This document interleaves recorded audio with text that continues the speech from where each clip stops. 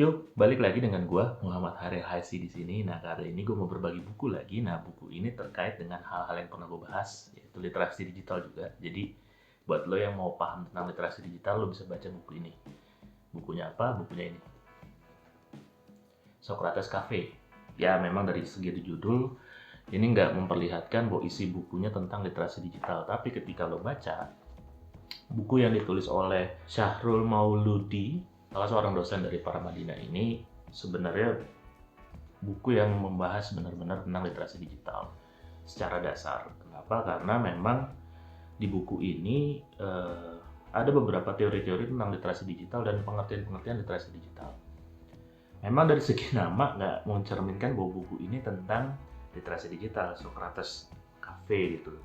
Tapi di subjudulnya bijak, kritis, dan inspiratif seputar dunia dan masyarakat digital.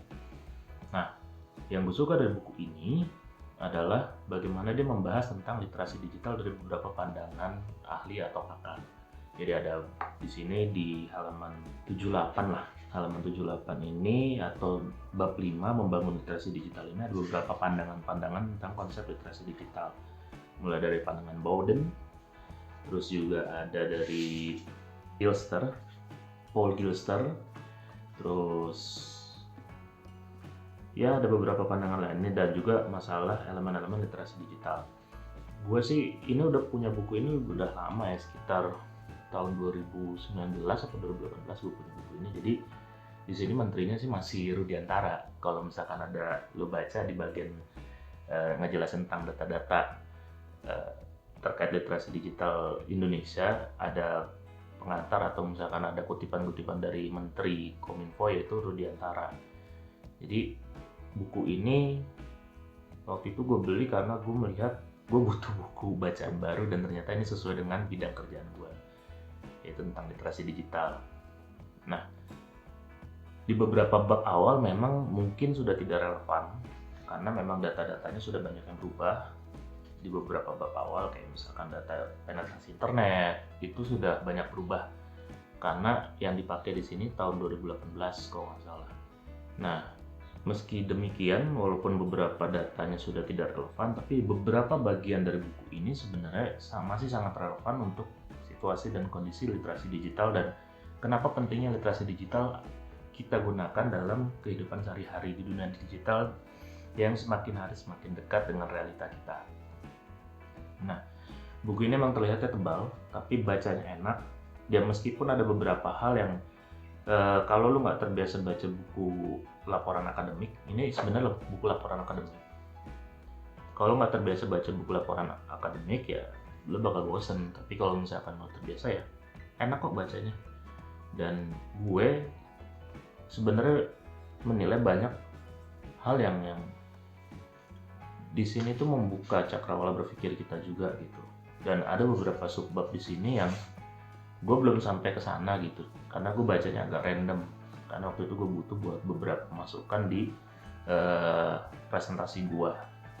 Jadi di sini ada tentang media sosial, ada literasi digital, ada hate speech, pencemaran nama baik cyberbullying, juga ada undang-undang ITE, terus ada tentang hoax juga, ada candu pornografi macam-macam. Jadi pembahasannya nggak cuma sekedar literasi digital toh, tapi berbagai macam ruang lingkupnya.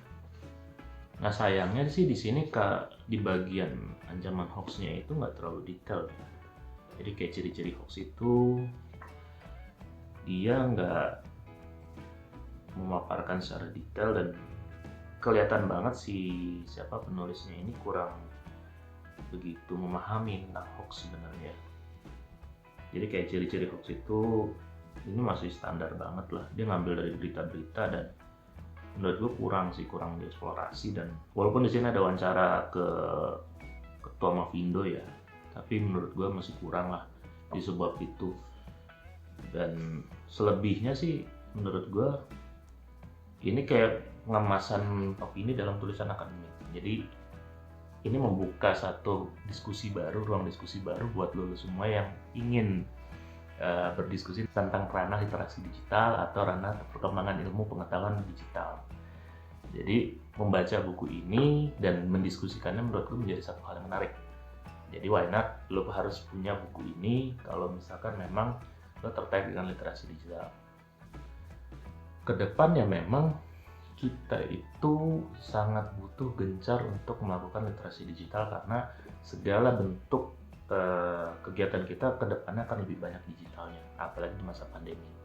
Jadi itu aja mungkin share gue kali ini. Gue rekomendasikan buku ini, Socrates Cafe, kayaknya sih masih ada yang jual, dan menurut gue untuk lu yang peduli dengan literasi digital, mau dari mana mulainya, lu bisa baca dari sini. Atau buat lu yang memang sudah penggiat literasi digital, buku ini bisa jadi bahan diskusi. Jadi nggak ada salahnya lu punya.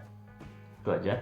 Kalau lo tertarik dengan pembahasan-pembahasan yang ada di konten gue, silahkan aja ikutin, karena gue selalu bahas-bahas tentang buku, literasi digital, dan juga tentang hal-hal yang lo ketahui pastinya, yaitu sastra Jawa UI. Karena gue pernah kuliah di sana. Jadi sampai jumpa di konten-konten gue selanjutnya. Ciao.